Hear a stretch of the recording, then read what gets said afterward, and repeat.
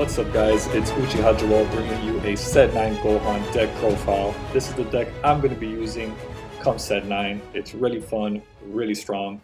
I know you guys have probably seen a bunch of deck profiles already. This is my take. And we say the best for last. So hope you like this deck. Let me know what you think in the comments. Like always, like, subscribe. If you're not a part of the Discord, I don't know what you're doing, join the Discord already. So let's get on with the profile. So the front side, choose one or two cards in your life, add them to your hand. When you're at 3 or less, you awaken. You don't draw when you attack, which probably doesn't seem like a big deal in most of your matchups, but there are a couple where it is a factor, and I'll cover that later. On the awaken side, when this card attacks, draw a card. It is now once per turn, keep that in mind. Very useful, because when you do multiple attacks, you can draw multiple cards. Really, really good. Now, the reason we all love this leader, activate battle. Once per turn during your turn, you crit yourself and you gain 10k power and triple strike for the turn. Super, super strong. That means you can swing with your leader, get to 3, go to active mode, awaken, then you activate battle, gain triple strike. Now you're in active mode, 25k, triple strike. You can go from there, swing, draw a card, that's another triple strike, and then you can activate main. Once per turn, switch this card to active mode. At the end of this turn, you lose the game. But you're not planning on losing the game that turn anyways. That is a third triple strike attack. Super, super strong. These are the main cards I'm using. I love green-yellow. Probably my favorite color combination right now. So fun to play. You have so many offensive and defensive options with cards like Reboot and Super Saiyan Broly, which is probably my favorite card in the game right now. For 2 energy, he comes out, he's a 25k body, he draws you a card and puts any card in rest mode. He has great synergy with cards like Pan. He can also KO a big problem card, which, synergizes with Frieza. Really, really good card. And a 25k body in the end of the day is no joke. Now, as far as successor, I only run Cell. Reason being, in testing, I found a lot of times that, sure, I would play Gohan and win, but I didn't feel like I was winning games that I wouldn't have won anyways without Gohan.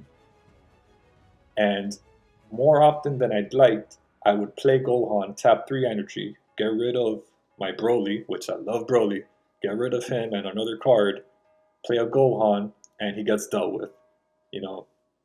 Whether he gets hit with Surge Broly and KO'd, or he gets his keyword skills removed, or just something. There's so many things that deal with him that you just end up with nothing on the board, and you're tapped out, and then you're kind of just screwed.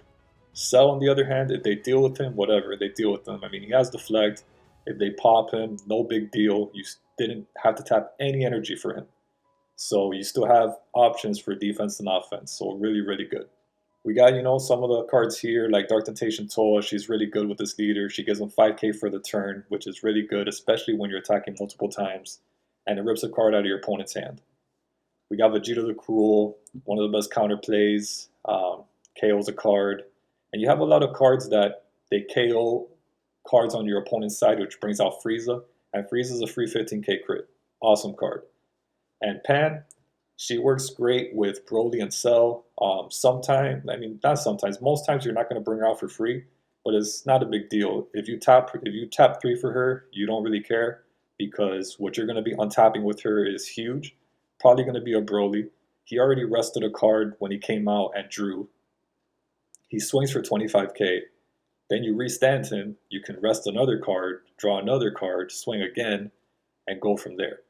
And in some situations, you can restand Cell. If you rival, let's say, 2 Brolys on, turn 4, and then turn 5, you hardcast her, you can bring out Cell Zeno with 2 Brolys, and you already know. This guy can attack up to 3 times with Quad Strike.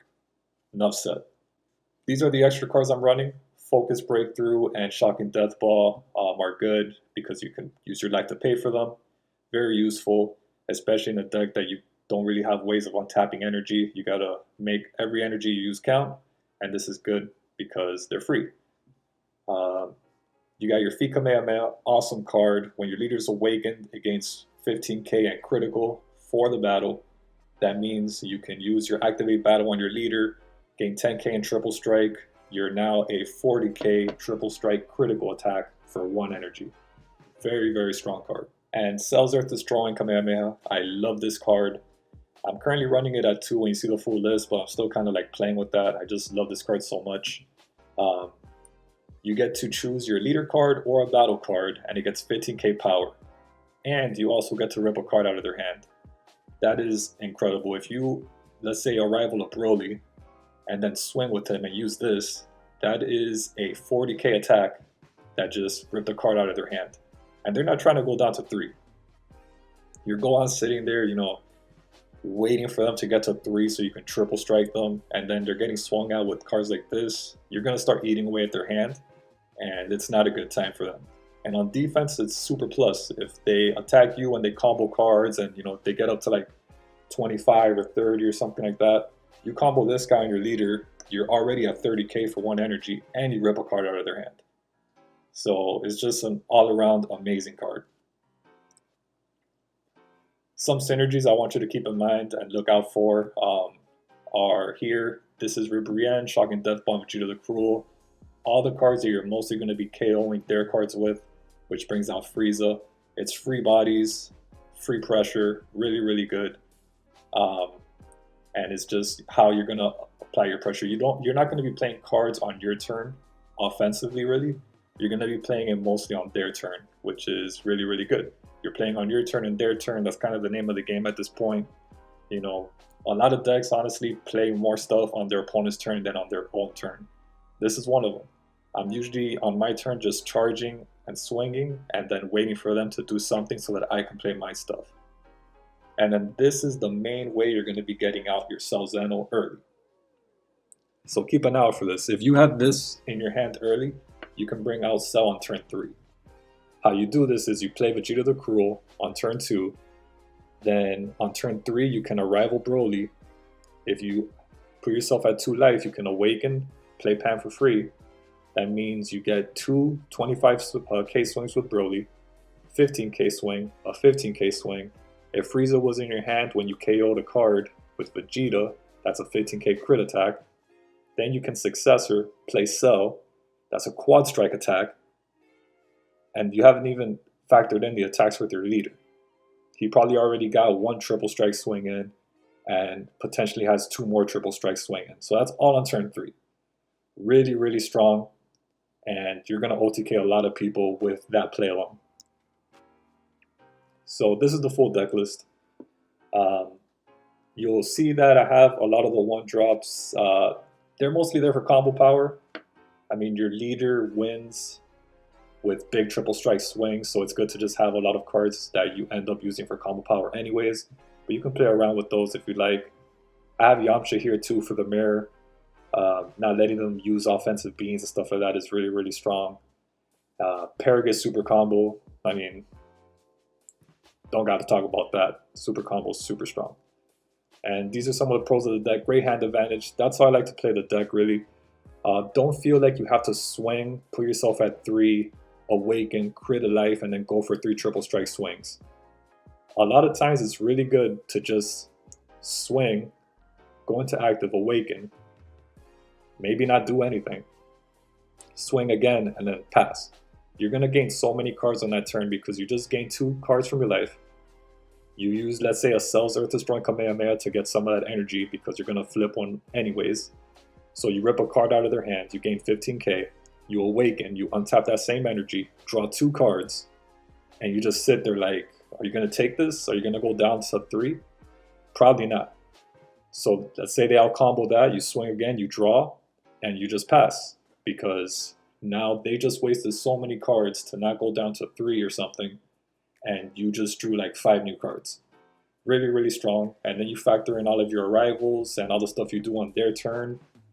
It's just, you put yourself in a great position and your defense becomes offense. When they play stuff, you play stuff, and usually you play more stuff. That's how you're going to win these games, and that's how you're going to overwhelm them. The leader gets around Nimbus and Topo with multiple attacks and a big hand. You can attack up to 3 times with your leader, so Nimbus isn't really a factor. You induce maximum assault. I love that about a lot of the decks I play. I don't know, it's just something satisfying when your opponent just gets mad. So this is a great deck for that, trust me. Some of the cons, it does struggle against decks that stall and negate. Since you are playing most of your cards on your opponent's turn, that does mean that if they're not doing anything, you're kind of not doing anything. So if they're negating your attacks, you're kind of just stuck. Something to keep in mind. And you don't draw on the front side. I'm going to go over that now in the next slide with some matchups, but that does become an issue against one deck in particular. So these are some of the leaders I've been playing the most against, and I want to go over. See this little funny guy here? So I don't know what it is. I play against Piccolo and I usually win, and then I play against Sandy and Piccolo's suddenly scary. So take what you will from that. But I mean, he's a super defensive leader. He's the poster boy of putting you to sleep with boredom while negating everything and dropping bombs. All I can say about that.